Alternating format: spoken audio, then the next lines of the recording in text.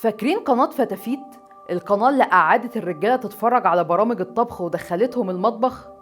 القناة دي مش بس تبقى أول قناة طبخ ترفيهية في الشرق الأوسط كله، لأ، دي كمان غيرت مفهوم الطبيخ والمطبخ عند الرجالة والستات.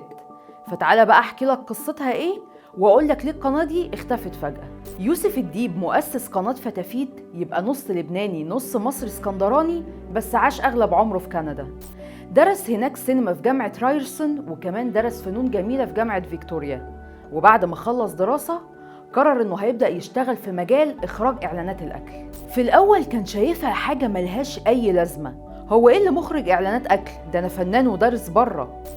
بس بعد ما فضل سنين يشتغل وشاف مراحل تحضير الفكرة وتصوير الاكل وتجهيزه، وبقى يطلع صورة مختلفة تماما عن كل اللي موجود وقتها، لقى ان الموضوع مش قليل خالص، بالعكس ده الشغل فيه قمة اللذاذة. وفعلا أخرج يوسف أكتر من 150 إعلان للأكل. المهم بقى إن في الفترة دي برامج الطبخ كانت بتتعامل في الميديا معاملة الحشو، برنامج نحشي بيه فترة الظهر وخلاص، خصوصا إن البرامج دي وقتها كانت بتبقى معمولة للستات اللي قاعدين في بيوتهم وصاحيين في الوقت ده. لكن يوسف كان شايف إن برامج الأكل أهم وأعمق بكتير من إننا نعملها بالطريقة دي، خصوصا إن قنوات الطبخ مغرقة العالم كله، فهيحصل ايه لو هو جرب يعملها؟ وفعلا من غير اي تخطيط رمى يوسف نفسه زي ما تيجي. هي تجربة، يا هتفشل ويتعلم منها يا هتنجح. لكن من جواه كان مطمن من ناحية المشروع، خصوصا انه هيعمل اول قناة متخصصة للاكل في الشرق الاوسط كله. وفعلا بدأ يوسف ينزل اعلانات يطلب فيها شيفات، وكان الشرط الوحيد للشيف اللي هيتقدم انه يصور نفسه فيديو علشان يشوف ازاي هيقدر يتواصل مع الكاميرا وهيتكلم مع الناس في ايه. ما كانش شرط خالص انك تبقى بتعرف تطبخ، المهم انك تبقى شخص بتشتغل من قلبك علشان لما تدخل بيوت الناس يحسوا انك حد من عيلتهم.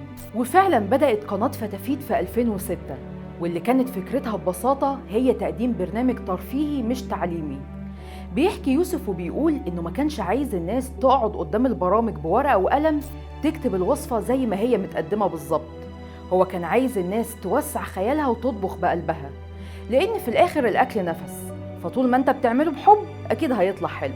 وتعدي السنين وتنجح القناة جدا بسبب إنها حاجة جديدة ومتقدمة بطريقة مختلفة ووصلت للناس بكل سلاسة.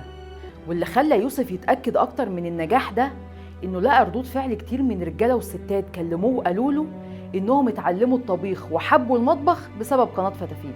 بيحكي يوسف وبيقول إن واحد من أهم أسباب نجاح القناة هي إن ربنا رزقه بناس بتشتغل من قلبها، ناس مش خايفة لا من التجربة ولا من المخاطرة، لدرجة إنهم شجعوه لما اختار النملة عنتر تبقى لوجو للقناة، واللي بعدين بقى كاركتر بتناصر الستات، وكمان كان عنده أكاونت على تويتر ممكن تكلمه ويرد عليك. وبالرغم من كل ده لكن يوسف ما كانش واخد الشغل جد زيادة عن اللزوم. هو بيحب الأفكار المطرقعة والتجارب الكتير، لكن في الآخر كان عارف إنه بيدخل بيوت الناس، فكان هدفه الأساسي إنه يعمل قناة مريحة للأعصاب مناسبة للكبار والصغيرين. يعني يوم ما تحب تفصل من اللي بيحصل في الدنيا هتروح قناة فتافيت، اللي شعارها وقتها كان الحياة حلوة.